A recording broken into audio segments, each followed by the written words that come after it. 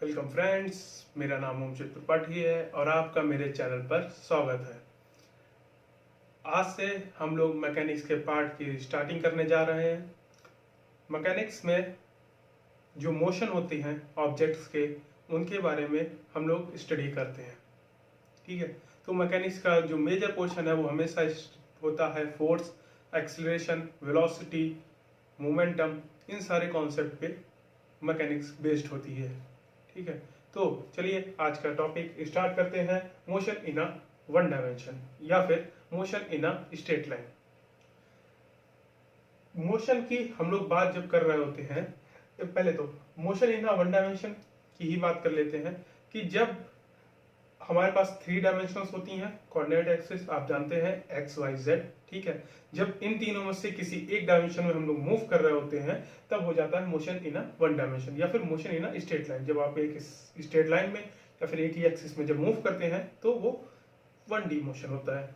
2D motion कौन सा हो जाता है? जब आप तीन में से किन्हीं दो एक्सिस पे मूव कर रहे होते हैं, ठीक है, तब मोशन इन अ 2D हो जाता है या फिर मोशन इन अ प्लेन। जैसे कि एक एंट जब वॉल पे वॉक करती है तब वो मोशन जो होता है वो 2D मोशन होता है, क्योंकि एंट एक पूरी दीवार पे वॉक कर सकती है, वो एक स्ट्रेट लाइन में मूव नहीं करती है, वो जिगजैग मोशन भी कर सकती है कुछ इस तरीके से। ठीक है, तो ये हो गया मोशन इन अ 2D। और मोशन इन अ 3D में होता है एक बटरफ्लाई जब वो फ्लाई करती है तो वो एक प्लेन में और एक हाइट में भी ऊपर जाती है। एक प्लेन में जा सकती है, ये रहा आपका प्लेन जो ग्राउंड था, ठीक है, और इसके ऊपर कुछ मूव करेगी तो वो भी किसी तरीके से मूव कर सकती है। तो हमें तीन उसकी एक्सिस चाहिए होती है वो उसके पोजीशन को बताने के लिए। तो वो जो मोशन होता है वो 3D मोशन होता है। ठीक है, चलिए मोशन की बात जो कर रहे हैं हम लोग उसमें इस टॉपिक को मैं दो पार्ट्स में डिवाइड करूंगा। पहला, हम लोग बेसिक कॉन्सेप्ट जानेंगे कि एक्सीलरेशन, वेलोसिटी, डिस्टेंस, डिस्प्लेसमेंट क्या होता है, मतलब उनके टर्म्स क्या होते हैं, उन्हें डिफाइन कैसे किया जाता है। और दूसरा पार्ट जो होगा वो हम लोग इक्वेशन ऑफ मोशन की बात करेंगे। बहुत ही इंपॉर्टेंट होती हैं इक्वेशंस ऑफ मोशन मैकेनिक्स में या फिर पूरी फिजिक्स में। इक्वेशंस ऑफ मोशन बहुत इंपॉर्टेंट चीज है, वो आपको हर एक मोशन की डिटेल, हर एक छोटी सी बारीक से बारीक डिटेल को बता देगी। ठीक है, तो हम लोग दो पार्ट्स में से स्टडी करेंगे, एक इसके टर्म्स बेसिक कॉन्सेप्ट और दूसरा इक्वेशन ऑफ मोशन, और उसमें हम लोग एक और टर्म जो है रिलेटिव वेलोसिटी उसकी भी बात करेंगे। चलिए स्टार्ट करते हैं आज का topic, motion in a straight line. Motion की जब बात होती है तो बात एक रेस्ट की भी की जाती है। रेस्ट एंड मोशन आपने सुना होगा। रेस्ट क्या होता है? जब कोई, पहले तो एक चीज आपको ये जान लेनी जरूरी है कि ये जो मोशन और रेस्ट का कॉन्सेप्ट है ये ऑब्जर्वर पे डिपेंड करता है। ऑब्जर्वर जो उस चीज को देख रहा है, किसी ऑब्जेक्ट, जो ऑब्जर्वर, मैं जैसे कि दूसरे ऑब्जेक्ट को जो देखेगा वो बताएगा कि वो रेस्ट में है या मोशन में है। मतलब क्या हुआ कि विद रिस्पेक्ट टू ऑब्जर्वर कोई भी चीज रेस्ट में है या मोशन में है वो बताई जाएगी। ठीक है, जैसे कि आप अगर ग्राउंड पे खड़े हैं तो आप किसी भी कार को, जब मूविंग कार को देखेंगे तो आप बताएंगे कि ये मूव कर रही है, और एक पेड़ को देखेंगे तो आप कहेंगे ये रेस्ट में है जब आप ग्राउंड पे खड़े। लेकिन जब आप कार के अंदर होंगे और आपके साथ में जो बैठा होगा तब आप उससे देखेंगे कि वो रेस्ट में लगेगा, लेकिन कार मूव कर रही है, लेकिन आप देखेंगे तो वो रेस्ट में लगेगा। और जब आप ट्रीज को बाहर देखेंगे तो आपको देखेंगे कि वो मूव कर रहे हैं। ठीक है, तो जो ऑब्जर्वर देख रहा है वो बताएगा कि मोशन जो है रेस्ट में है या फिर मूविंग ऑब्जेक्ट में है। ठीक है, तो ये ऑब्जर्वर पे डिपेंड करता है। ठीक है, तो रेस्ट क्या होता है? जब कोई ऑब्जेक्ट अपनी पोजीशन टाइम बीतने के साथ चेंज नहीं करती है ऑब्जर्वर की रेफरेंस में, तब वो कहलाती है रेस्ट में। जैसे कि कोई ऑब्जेक्ट यहाँ पे रखी थी, जैसे कि आप अपनी बुक को मान लेते हैं, आपके पास जो बुक होगी सामने वो रखी रहेगी। ठीक है, अपनी पोजीशन को चेंज नहीं कर रही है जबकि टाइम आगे बढ़ रहा है। ठीक है, लेकिन वो अपनी पोजीशन को चेंज नहीं कर रही है आपके रिस्पेक्ट में। ठीक है, तो वो किस में हो गई? रेस्ट में हो गई। अब मोशन का कॉन्सेप्ट क्या हो जाएगा कि जब भी कोई ऑब्जेक्ट अपनी पोजीशन को चेंज करती है टाइम के साथ, ठीक है, आपके रेफरेंस में, तो वो हो जाती है मोशन। जैसे कि एक कार, अपनी पोजीशन को चेंज कर रही होती है। मान लेते हैं ये कार है, अब कुछ टाइम बाद ये यहाँ पे चली गई, ठीक है। मान लेते हैं ये t=0 था और t=T1 था, कुछ टाइम बाद वो अपनी पोजीशन को चेंज कर लेती है, ठीक है।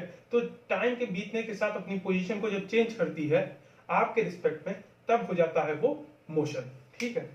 और 1D मोशन तो हम जान ही चुके हैं क्या होता है। चलिए अब इनके टर्म्स की बात कर लेते हैं कि कौन से टर्म्स किस तरीके से डिफाइन किए जाते हैं, और जो टर्म हम लोग यूज करने वाले हैं उनकी बात कर लेते हैं थोड़ी। पहला टर्म जो आता है वो आता है डिस्टेंस। काफी कंफ्यूजन होता है डिस्टेंस और डिस्प्लेसमेंट में।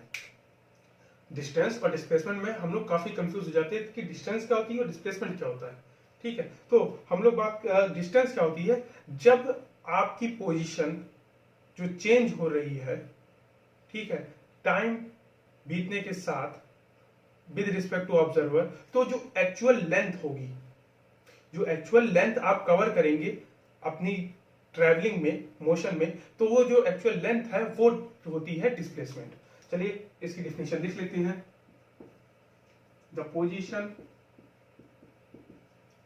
Of moving object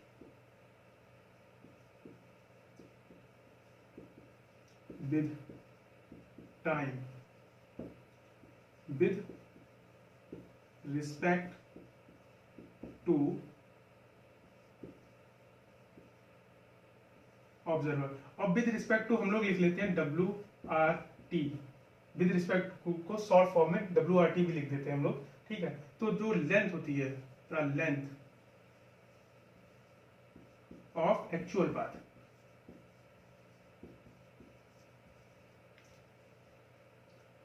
by a body in a time interval is called distance, ठीक है। The length of actual path of by a body in a time interval is called distance, ठीक है। तो अब हम लोग देख लेते हैं कैसे। ये मान लिया आप एक पॉइंट ए था, ये बी था, ठीक है। इससे जाने के कई तरीके हो सकते हैं। मान लीजिए आपने ये पॉइंट, ये रास्ता चुना, ठीक है, आपने ये रास्ता चुना, तो एक रास्ता तो ये भी हो सकता था, ठीक है।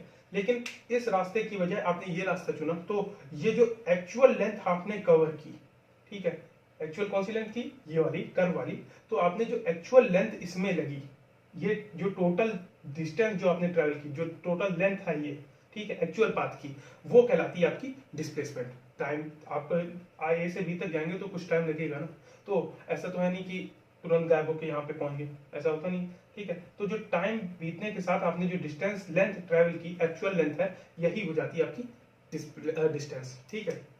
डिस्टेंस की जो यूनिट होती है, यूनिट किस में होती है, हम लोग इसको मेजर करते हैं, क्योंकि लेंथ को मेजर कर रहे हैं तो लेंथ की यूनिट क्या हो जाएगी, मीटर, ठीक है, स्मॉल m। और इसकी डायमेंशन क्या हो जाएगी,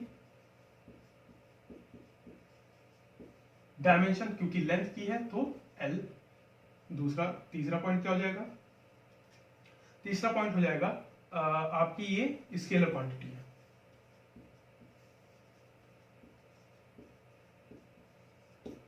ठीक है। ये तीन आपके पॉइंट हो गए। देखिए स्केलर क्वांटिटी क्यों है, क्योंकि हम लोग की लेंथ को तो है कि हमारा 10 मीटर चले या 20 मीटर चले, लेकिन किस फिक्स डायरेक्शन में चले ये नहीं है, ठीक है। तो ये इसीलिए स्केलर क्वांटिटी हो गई, क्योंकि इसकी फिक्स डायरेक्शन नहीं। देखिए आपने डायरेक्शन कितनी बार चेंज की, पहले इस डायरेक्शन में जा रहे थे, फिर इस पॉइंट पे, यहाँ पे इस डायरेक्शन में थे, यहाँ पे इसमें इस डायरेक्शन में थे, ये और ये इस डायरेक्शन में, तो आपने डायरेक्शन चेंज करते रहे थे, ठीक है। तो डिस्टेंस में ये चीज कॉन्सेप्ट नहीं होता कि आपकी डायरेक्शन मेंशन नहीं होती है, ठीक है। तो ये तो हो गई डिस्टेंस की बात, ठीक है। आप वीडियो पॉज करके इसके नोट्स बना सकते हैं, इंपॉर्टेंट चीज है, ठीक है, इंपॉर्टेंट टर्म्स है, बहुत पूछे जाते हैं, इसके नोट्स आप बनाते चलिएगा।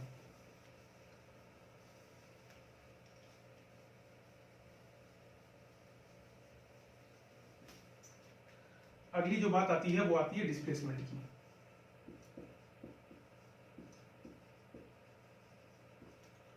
डिस्प्लेसमेंट क्या होता है, द डिफरेंस बिटवीन को लिखाइए, between final position and initial position.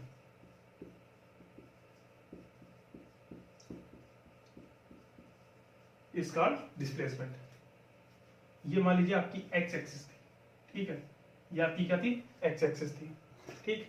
अब हमने एक पॉइंट हमारा ये था ए, दूसरा पॉइंट ये था बी, ठीक है, ये मान लेते हैं एक्स पे था x1 और ये कितना था x2, ठीक है। तो आप पाथ कौन सा ले सकते हैं, ये भी ले सकते हैं, ठीक है। तो आपने मान लिया ये पाथ कवर करके बी तक पहुंचे, तो डिस्प्लेसमेंट होता क्या है, ये x0 था, आपका x इक्वल टू 0 यहाँ पे था, ठीक है। तो ये आगे क्यों बढ़ा, तो यहाँ पे ये x1 हो गया, ये x2 हो गया। तो जो ये distance final position minus initial position मतलब क्या हो गया, x2 माइनस x1, जो ये डिस्टेंस जो आपने ये डिस्टेंस है, ये वाली मिनिमम पाथ डिस्टेंस को क्या कह, डिस्प्लेसमेंट को कह सकते हैं the distance between the minimum distance between two points, the minimum distance between two points is called displacement.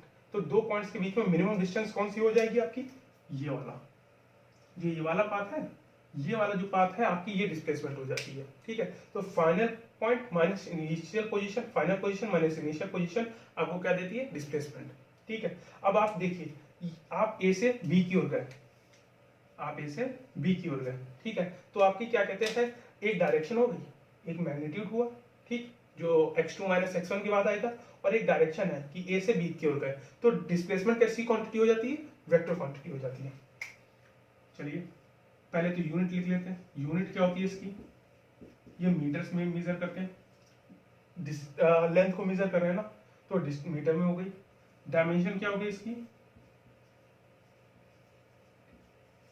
Dimension क्योंकि लेंथ की है तो L, ठीक है। डायमेंशन आप क्या कहते हैं, unit, physical quantity and dimension का पहला वीडियो मेरा देख सकते हैं, उसमें ये कॉन्सेप्ट दिया है कि हम लोग L क्यों यूज कर रहे हैं, ठीक है। डायमेंशन हो गई, और जो ये कौन सी होती है, वेक्टर क्वांटिटी, वेक्टर क्वांटिटी, ठीक है। डिस्प्लेसमेंट के ये कॉन्सेप्ट हो गया, ठीक। अगर आपको कोई भी छोटी कोई भी डाउट हो, कैसा भी डाउट हो, आप हेजिटेट मत करिएगा पूछने में, क्योंकि ऐसा नहीं है कि आप ही के पास वो डाउट है, ठीक है।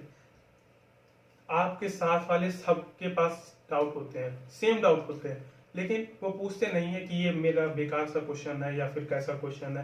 क्वेश्चन हमेशा अच्छा होता है, क्वेश्चन बेकार या अच्छे में नहीं होता, क्वेश्चन क्वेश्चन होता है, ठीक है। क्वेरी क्वेरी होती है। तो आपकी कोई भी क्वेरी हो तो कमेंट्स में जरूर लिखिएगा, मैं उसे सॉल्व करने की पूरी कोशिश करूंगा, ठीक है। तो अगले की बात कर लेते हैं, हम लोग बात करते हैं स्पीड की। डिस्टेंस पढ़ ली, अब स्पीड की। स्पीड क्या होती है, distance travelled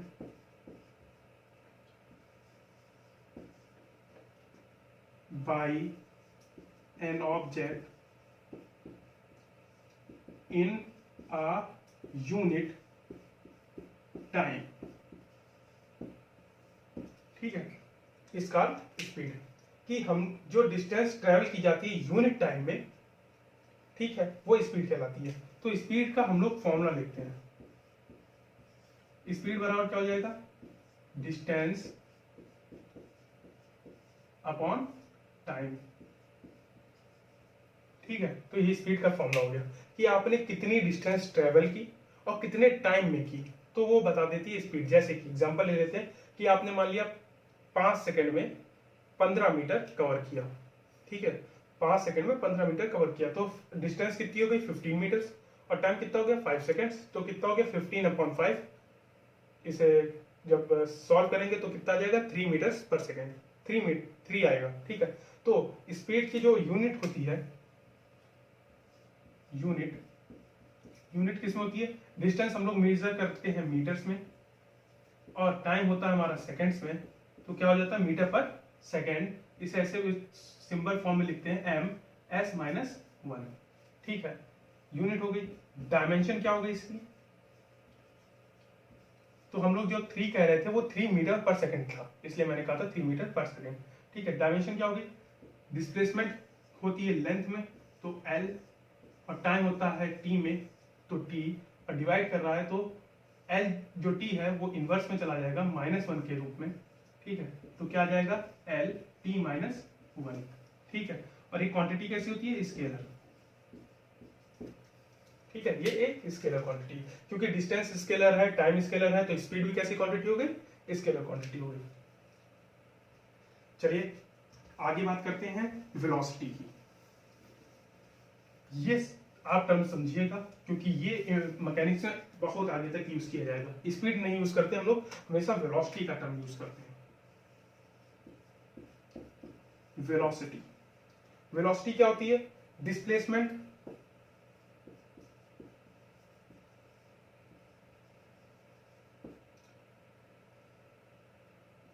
by an object in a particular direction in a unit time is called velocity। कि डिस्प्लेसमेंट जब हम लोग एक फिक्स डायरेक्शन में, ठीक, क्योंकि वेलोसिटी भी हमारी वेक्टर क्वांटिटी है, क्योंकि डिस्प्लेसमेंट वेक्टर क्वांटिटी है, इसीलिए वेलोसिटी भी हमारी वेक्टर क्वांटिटी हो जाती है।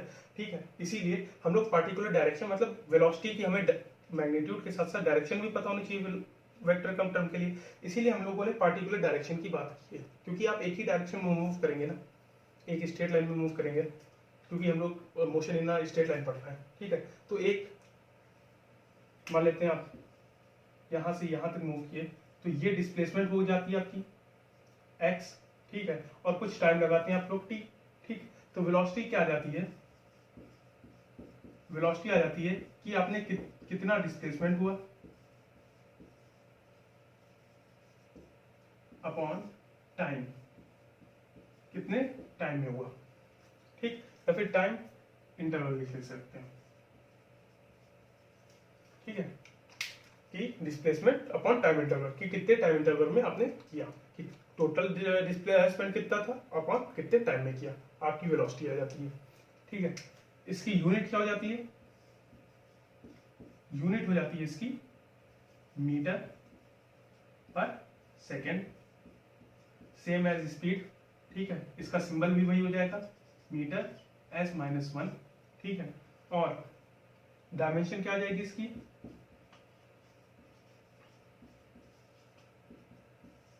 L T-1।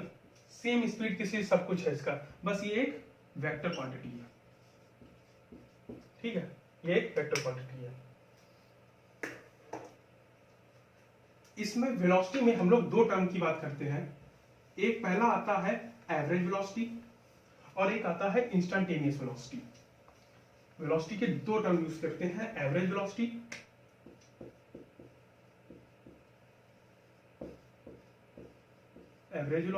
और एक इंस्टेंटेनियस वेलोसिटी।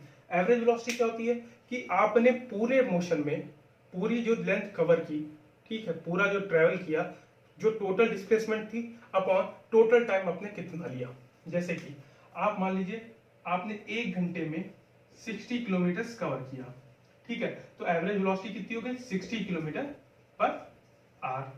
ठीक है, तो ये एवरेज वेलोसिटी होगी। लेकिन ऐसा होता थोड़ी ना है कि आप चला रहे हैं कार और आप क्या कहते हैं, आप 60 से चलते रहे, कभी आप 90 से चलेंगे, कभी 30 से चलेंगे, ब्रेक अप्लाई करेंगे, एक्सीलेटर लेंगे, सारी चीजें करेंगे, तो क्या कहते हैं आपकी वेलोसिटी फिक्स नहीं रहती है, आपकी वेलोसिटी चेंज होती रहती है। तो हर एक मूवमेंट पे, एक फिक्स मूवमेंट पे आपकी वेलोसिटी कितनी है, ये होती है इंस्टेंटेनियस वेलोसिटी। ठीक है, कि हर एक फिक्स्ड मूवमेंट पे आपकी वेलोसिटी कितनी है, ये होती है इंस्टेंटेनियस वेलोसिटी। और एवरेज क्या हो जाता है कि आप वो सारी वेलोसिटीज का एक एवरेज, कि आपने टोटल डिस्टेंस कितनी ट्रेवल की, डिस्प्लेसमेंट कितनी ट्रेवल की अपॉन टोटल टाइम। ठीक है, तो वेलोसिटी को हम लोग क्या कहते हैं, ग्राफ से अच्छे से समझते हैं। इस ओर मैं लेता हूं पोजीशन, जो कि x में हम मेजर करेंगे, इधर लेते हैं टाइम, जो कि हम लोग t में मेजर करेंगे। मान लेते हैं ये था हमारा तो हम लोग की पोजीशन जो था टाइम के साथ इस तरीके से चेंज हो रहा था। ये हमारा पॉइंट ले लेते हैं P और ये ले लेते हैं हमारा पॉइंट Q। ठीक है, तो ये हो गया हमारा T1, ये हो गया हमारा T2, ये हो गया हमारा X1 और ये हो गई हमारा X2। मतलब 0 से ये लेंथ कितनी थी X2, ये लेंथ कितनी थी X1, 0 से टाइम यहाँ पे लेंथ कितनी थी T1, ये कितनी थी T2। तो ये हो गई। तो ये जो लेंथ है वो कितनी होगी T2 minus T1, total length T2 और ये वाली लेंथ T1। तो ये वाली जो लेंथ होगी वो क्या होगी, जब बड़ी लेंथ से छोटी वाली लेंथ बता दे सेपरेट कर देंगे तो रिमेनिंग लेंथ आ जाती है। तो T2 माइनस T1 इसे लिखते हैं डेल्टा T। ठीक है, इसी तरीके से जो ये लेंथ आएगी आपकी ये वाली सेम होगी, वो कहलाएगी डेल्टा X। ठीक है, वो होगी X2 माइनस X1। ठीक है, तो अब आप देखिए एक स्ट्रेट लाइन आ सकती है यहाँ पे, P से Q को एक स्ट्रेट लाइन में हम जॉइंट कर सकते हैं। ठीक है, तो जो ये स्ट्रेट लाइन है ये इसका जो स्लोप होता है PQ लाइन का स्लोप जो होता है वो हमें एवरेज वेलोसिटी देता है।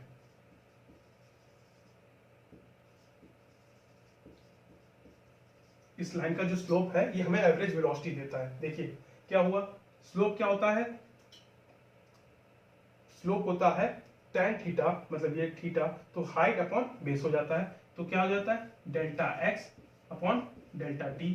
और आप जानते हैं कि x क्या होता है डिस्टेंस, डिस्प्लेसमेंट, और t टाइम। तो डिस्प्लेसमेंट अपॉन टाइम क्या हो जाता है वेलोसिटी, और ये कौन सी वेलोसिटी होती है एवरेज। तो v एक बार से डिनोट करते हैं, बार का मतलब होता है यहाँ पे एवरेज को डिनोट कर रहा है।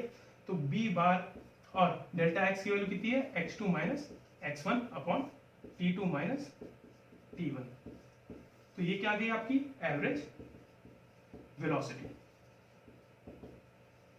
ठीक, तो एवरेज वेलोसिटी क्या आ गई x2 माइनस x1। तो ये क्या जो स्लोप होता है, ठीक है, PQ का जो स्लोप है ये हमें क्या दे रहा है एवरेज वेलोसिटी दे रहा है। ठीक, अब इंस्टेंटेनियस की बात कर लेते हैं।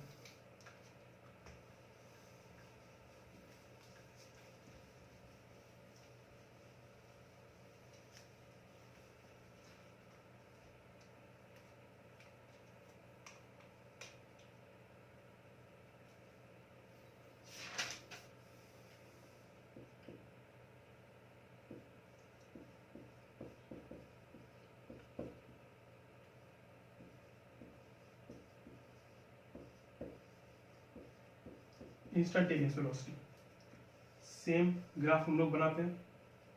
ठीक है, यहाँ पे पोजीशन x में और ये टाइम, ये हमारा ग्राफ था। अब मान लीजिए आपने इस टाइम पे, ठीक है, इस टाइम पे t पे आपको वेलोसिटी बतानी थी कितनी है, और ये मान लेते हैं x पे था। तो अगर हम लोग इसका छोटा सा एक एलिमेंट ले लें, यहाँ पे एक छोटा सा एलिमेंट मतलब क्या हुआ dx।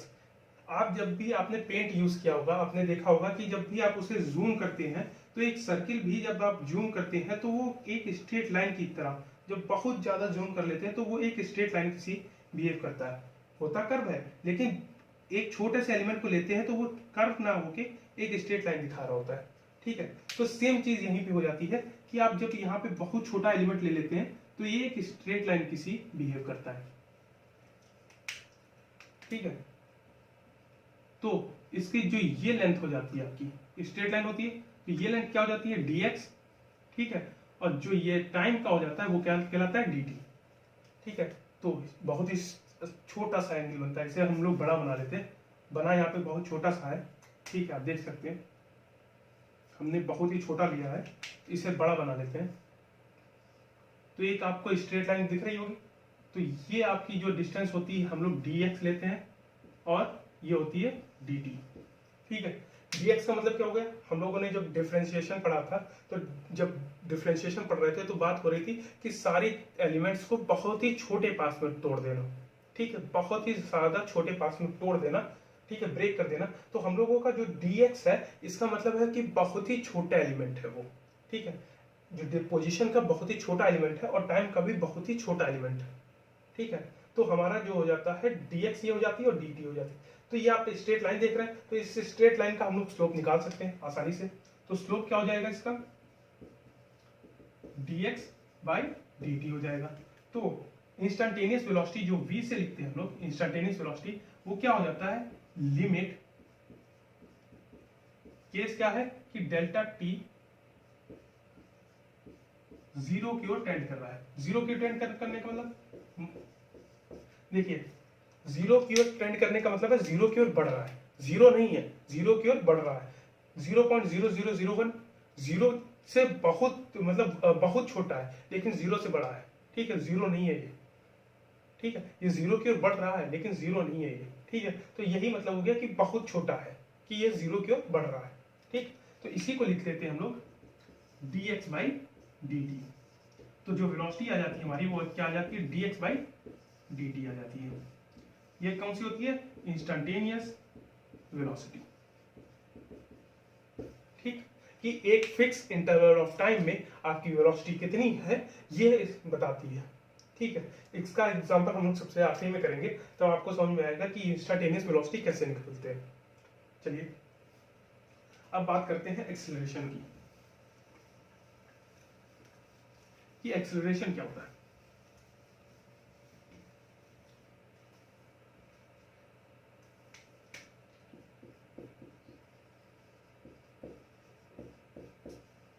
Acceleration, the time rate of change of velocity is called acceleration।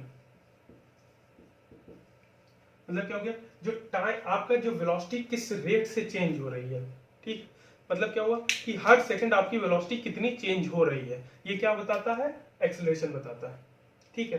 तो एक्सेलरेशन को हम लोग कैसे लिख सकते हैं, acceleration a is equal to change in velocity upon time interval।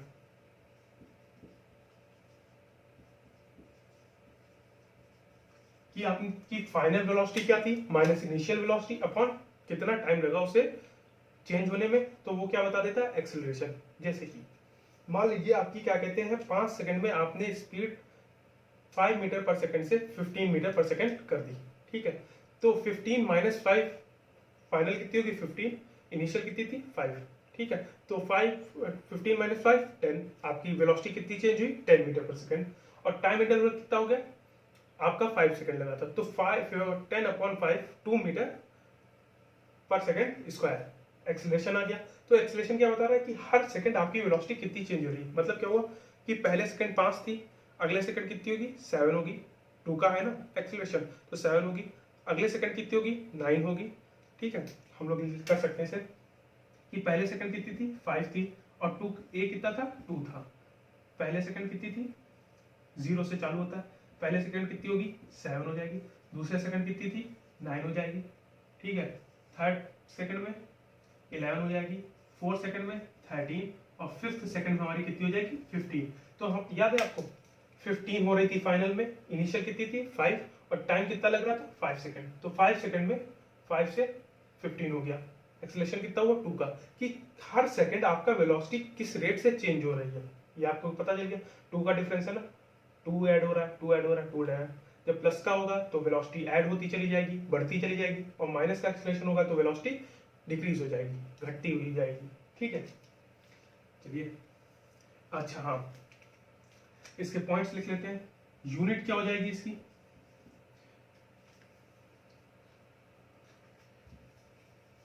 Unit क्या हो जाएगी, वेलोसिटी की होती है मीटर अपॉन सेकंड, और टाइम की क्या हो जाएगी, सेकेंड, टाइम इनवर्स में है, 1 टाइम है तो 1/सेकेंड, तो क्या हो गया, मीटर अपॉन सेकेंड का स्क्वायर, इसे कह सकते हैं मीटर पर सेकेंड स्क्वायर, या फिर सिंपल फॉर्म में क्या लिख सकते हैं, मीटर s माइनस 2। ठीक है, तो यूनिट क्या हो जाएगी एक्सेलरेशन की, मीटर सेकेंड की पावर 2, डायमेंशन क्या हो जाएगी,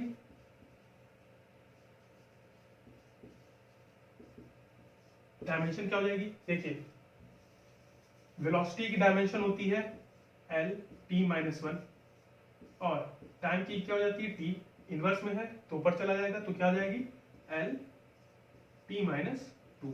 ठीक है, हमेशा याद रखिएगा डायमेंशन को हम लोग स्क्वायर ब्रैकेट में लिखेंगे, बिना स्क्वायर ब्रैकेट के इसका कोई यूज नहीं है, ये बेकार है। ठीक है, अगर आपने स्क्वायर ब्रैकेट नहीं लिखा तो वो डायमेंशन को रिप्रेजेंट नहीं करेगा और पूरी पूरी चीज गलत हो जाएगी। ठीक है, ये हो गई। और ये कैसी क्वांटिटी होती है, वेक्टर क्वांटिटी होती है। ठीक है, वेक्टर क्वांटिटी होती है। चलिए अब बात कर लेते हैं एवरेज वेलोसिटी, एक्सीलरेशन और इंस्टेंटेनियस।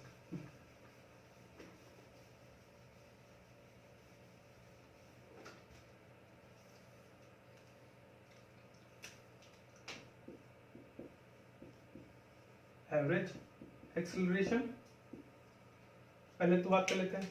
ठीक है, अभी तक हम लोग जो ग्राफ ले रहे थे वो पोजीशन टाइम का था, अब वेलोसिटी टाइम का लेंगे। ठीक है, वेलोसिटी v में और टाइम t में मेजर करेंगे, एक स्ट्रेट लाइन मान लेते हैं। ठीक है, अभी बताएंगे कि स्ट्रेट लाइन क्यों यूज कर रहे हैं। जब हम लोग ग्राफ मेथड समझेंगे तब हम लोग स्ट्रेट लाइन देखेंगे कि क्यों यूज कर रहे हैं। तो ये मान लेते हैं v2, ये पोजीशन है v1, ये पॉइंट p और q था, टाइम t1 और t2। तो ये जो लेंथ हो जाएगी आपकी del v equal to v2 minus v1, जैसा कि पहले केस में था पोजीशन और टाइम में, और डेल t कितना हो जाएगा, t2 माइनस t1।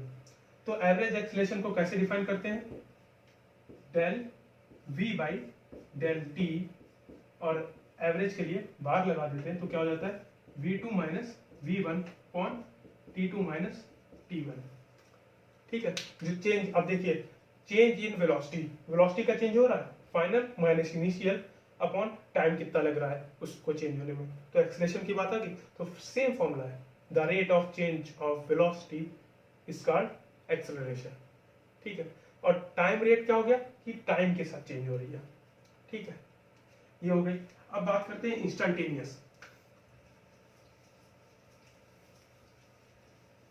इंस्टेंटेनियस में जैसे हम लोग वेलोसिटी का कर रहे थे वैसे सेम करेंगे।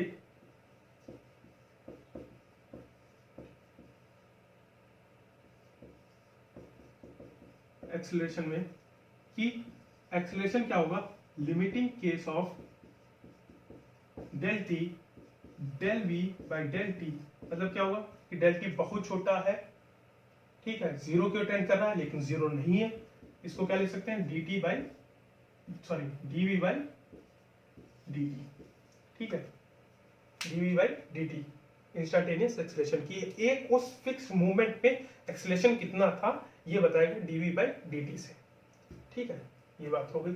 चलिए अब बात करते हैं ग्राफ मेथड से जानने की कि क्या कौन सी चीज कौन सी किस, मतलब आपने देखिए स्लोप और एरिया, ग्राफ से हम लोग क्या बताते हैं, स्लोप बता सकते हैं और एरिया बता सकते हैं। तो स्लोप और एरिया हमें किस ग्राफ से कौन सी चीज मिलती है, स्लोप से और एरिया से। ठीक है, चलिए बात कर लेते हैं ग्राफ की।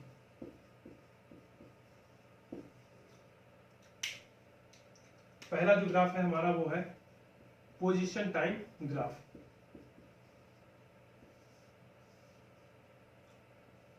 ठीक है, ये हमारी पोजीशन x, ये टाइम t। ठीक है, दूसरा जो ग्राफ होगा हमारा वो होगा, थोड़ा सा ऊपर कर लेते हैं इसे, वेलोसिटी टाइम ग्राफ। ये वेलोसिटी हो गई और ये टाइम हो गया। और तीसरा होता है एक्सेलरेशन टाइम ग्राफ।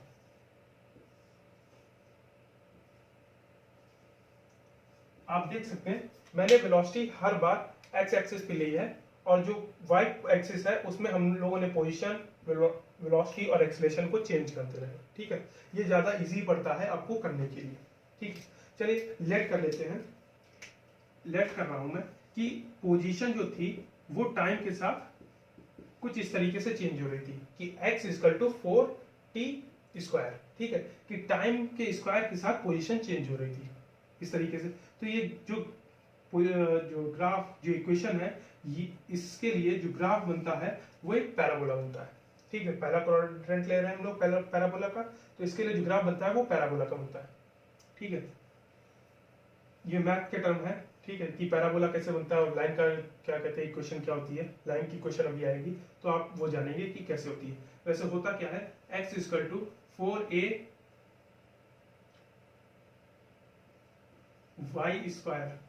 ठीक है, जो बनता है वो ये बनता है।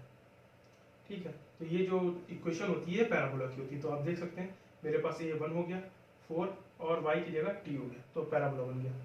ठीक है, अब इसकी जो क्या कहते हैं पोजीशन, अब इसका एक पॉइंट ले लेते हैं इस पॉइंट पे। ठीक है, मान लेते हैं ये हमारा t था। ठीक है, तो इस पॉइंट पे हमें वेलोसिटी बतानी है, इंस्टेंटेनियस वेलोसिटी बतानी है। तो इसका छोटा सा एलिमेंट ले लेंगे। ठीक है, तो ये जो हो जाएगा dx हो जाएगा, ये हिस्सा ये dx हो जाएगा, और ये छोटा सा हिस्सा क्या हो जाएगा, dt हो जाएगा। ठीक है, ये छोटा सा हिस्सा क्या हो जाएगा, dt। तो स्लोप क्या हो जाएगा, स्लोप क्या होगा, dx बाई dt। और dx हम लोग जानते हैं, x की वैल्यू हमें पता है। ठीक है, अब इससे सॉल्व कर लेते हैं तो क्या आ जाएगा, 4dt² अपॉन dt। आपने डिफरेंशिएशन जब याद होगा आपको, इसको करना था कि x dx की पावर n अपॉन dx जब होता था तो n x की पावर n-1 हो जाता था, तो पावर आगे आ जाती थी और इसमें एक पावर कम हो जाती थी। तो 2 × 4 8t, और dx बाई dt क्या होता है, वेलोसिटी। तो आपको स्लोप, इस एरिया, इस जो पोजीशन टाइम का ग्राफ के स्लोप ने क्या दिया, वेलोसिटी दी। और वेलोसिटी कितनी आ गई, 8t आ गई, जो कि हम लोग इस केस में यूज करेंगे। v इक्वल टू कितनी है, 8t। ठीक है, ये आ गई। चलिए इसे थोड़ा सा रफ कर लेते हैं अपनी अगली कैलकुलेशन के लिए, और यहाँ पे रिजल्ट अपना लिख लेते हैं कि वेलोसिटी कितनी है, 8t। ठीक है, 8t। अब देखिए वेलोसिटी टाइम पे डायरेक्ट डिपेंड हो रही है, और ये जो इक्वेशन होती है वो लाइन की होती है, एक स्ट्रेट लाइन की इक्वेशन होती है। ठीक है, तो इससे आपको पता चल गया। तो आप मान लेते हैं फिर से ये टाइम t था, वही टाइम t इंटरवल जो यहाँ पे यूज किया गया था। ठीक है, यही टाइम था, तो यहाँ पे वेलोसिटी कितनी थी, v थी। तो हम लोग फिर से यहाँ पे एक छोटा सा एलिमेंट ले लेंगे। ठीक है, और उस ये जो हो जाएगा dv हो जाएगा, और जो ये हिस्सा हो जाएगा वो आपका dt हो जाएगा। तो इसका स्लोप जो है वो क्या होगा, dv बाई dt। ठीक है, और v की वैल्यू आपको पता है कितनी है, d8t अपॉन dt। 8 क्योंकि एक कांस्टेंट है तो वो बाहर आ जाएगा, तो dt अपॉन dt जो हो जाता है 1, तो 8 आ गई। और dv बाई dt क्या होता है, इंस्टेंटेनियस एक्सेलरेशन। तो क्या आ गया, a। तो a कितना आ गया, 8, जो कि हम लोग यहाँ पे यूज करेंगे। ठीक है, तीनों ग्राफ इसीलिए एग्जांपल मैंने ले लिया है पूरा। तो आप देख सकते हैं कि वेलोसिटी और टाइम के ग्राफ ने हमें क्या दिया है, उसके स्लोप ने क्या दिया है, एक्सेलरेशन दे दिया है। ठीक है, चलिए अब यहाँ पे देखिए 8। अब टाइम के साथ एक्सेलरेशन चेंज नहीं हो रहा है क्योंकि टाइम का कोई भी एलिमेंट नहीं है, तो एक जो स्ट्रेट लाइन बन जाएगी जो कि टाइम लाइन के पैरेलल होगी। मतलब टाइम के बीतने के साथ साथ टाइम जितना आगे बढ़ता रहेगा एक्सेलरेशन चेंज नहीं होगा, वो कांस्टेंट रहेगा। उसकी वैल्यू कितनी रहेगी, 8 ही रहेगी पूरे टाइम में। ठीक है, तो ये आ गया। अब देखिए इसका स्लोप, क्योंकि फाइनल और इनिशियल पॉइंट दोनों वहीं पे लाई कर रहे हैं, तो इसका स्लोप जो हो जाएगा वो क्या होगा, dA बाई dt। और क्योंकि a चेंज ही नहीं हो रहा है, a की वैल्यू इनिशियल भी 8 थी और फाइनल में भी 8 थी, अपॉन टाइम कितना भी चेंज हो जाए तो कितना आ जाएगा, 0। तो इसके स्लोप ने, इसका स्लोप जो होता है, वेलोसिटी का स्लोप ने हमें कुछ नहीं दिया, वेलोसिटी के स्लोप ने हमें कुछ नहीं दिया, ठीक है, तो ये 0 हो गया। चलिए अब इसके एरिया की बात कर लेते हैं। एरिया हमें कुछ प्रोवाइड कराएगा, एरिया, चलिए ये मान लेते हैं ये टाइम अपना आपका था वही t और ये था एरिया। तो ये क्या आपको एक रेक्टेंगल दिख रहा होगा, ठीक है, तो एरिया क्या हो जाएगा ऑफ रेक्टेंगल,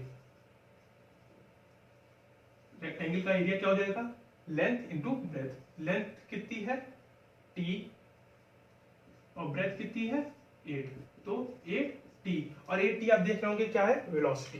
तो एरिया जो है एक्सेलरेशन टाइम के ग्राफ का एरिया ने क्या दिया, हमें वेलोसिटी दे दी है, ठीक है, एरिया ऑफ एक्सेलरेशन और टाइम के ग्राफ ने हमें क्या दे दी है, वेलोसिटी दे दी है। इससे आप समझ सकते हैं, ठीक है। तो और अब बात कर लेते हैं अपने इसकी वेलोसिटी टाइम के ग्राफ हमें क्या कहते हैं, इसका एरिया क्या देगा, वेलोसिटी टाइम का ग्राफ का एरिया हमें क्या देगा।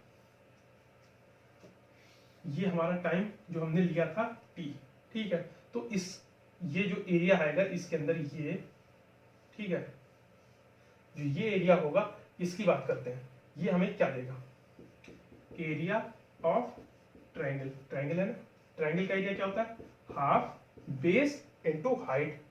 एरिया ऑफ ट्रायंगल क्या होता है, half base into height. Base कितना है t, यहां से यहां तक की लेंथ कितनी है t, और यहां से यहां तक की हाइट कितनी है, वेलोसिटी v, ठीक है। और आप जानते हैं वेलोसिटी इनटू टाइम क्या होता है, जैसे वेलोसिटी क्या होता है, डिस्प्लेसमेंट अपॉन टाइम, तो क्या हो जाता है, डिस्प्लेसमेंट बराबर क्या हो जाएगा, वेलोसिटी इनटू टाइम, या फिर distance equal to velocity into time. तो हाफ वेलोसिटी इनटू टाइम क्या देगा हमें, डिस्टेंस। तो हमारा वेलोसिटी और टाइम के ग्राफ ने हमें क्या दे दिया, डिस्टेंस दे दी है, ठीक है, और इसका स्लोप क्या दे रहा था हमें, एक्सीलरेशन दे रहा था। ये चीज क्लियर हो गई आपको। चलिए अब क्या कहते हैं इसको, अब हम लोग बात कर लेते हैं कि हर एक जनरल बात कर लेते हैं कि हर एक चीज हमें, हर एक ग्राफ ने हमें क्या देता है या फिर क्या प्रोवाइड कराता है, किस चीज की इंफॉर्मेशन दे सकता है वो हमें, ठीक है। तो एक्सेलरेशन, वो पोजीशन टाइम का जो स्लोप होता है, ग्राफ का स्लोप जो होता है वो हमें क्या देता है, वेलोसिटी देता है।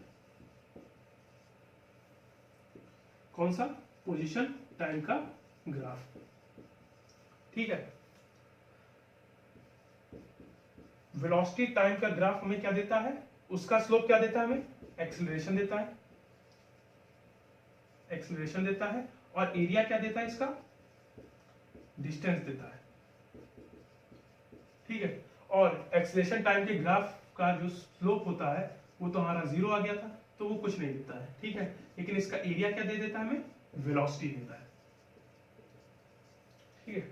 तो यहां पे जो बात आई वो बात आई कि अगर आपको कोई ग्राफ दे दिया जाए, मान लीजिए आपको पोजीशन टाइम ग्राफ दे दिया जाए, या वेलोसिटी टाइम ग्राफ दे दिया जाए, या एक्सेलरेशन टाइम ग्राफ दे दिया जाए, और पूछा जाए कि कोई भी चीज आपको पता करनी है, कि आपको वेलोसिटी पता करनी है एक कोई सी भी टाइम पे, इंस्टेंटेनियस टाइम पे, ठीक है, या पोजीशन पता करनी है, या फिर एक्सेलरेशन पता करना है, तो इस तरीके से आप निकाल सकते हैं। उसका स्लोप या एरिया आपको पूरी की पूरी इंफॉर्मेशन दे देगा।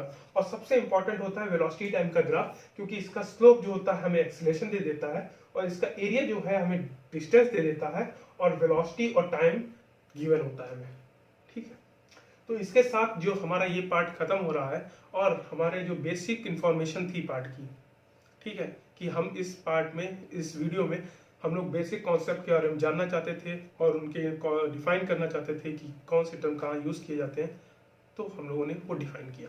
अगला जो वीडियो है वो होगा, जो दूसरा पार्ट बनेगा इसका, वो होगा इक्वेशन ऑफ मोशन पे और रिलेटिव वेलोसिटी, जो कि बहुत अच्छा कॉन्सेप्ट है, बहुत इंटरेस्टिंग कॉन्सेप्ट है और इम्पॉर्टेंट कॉन्सेप्ट है, ठीक है। ये आप ज़रूर देखिएगा। चलिए, अगर आपको ये वीडियो पसंद आया हो तो लाइक करिएगा, कमेंट करिएगा, शेयर करिएगा, और चैनल को सब्सक्राइब करना मत भूलिएगा। Thank you so much.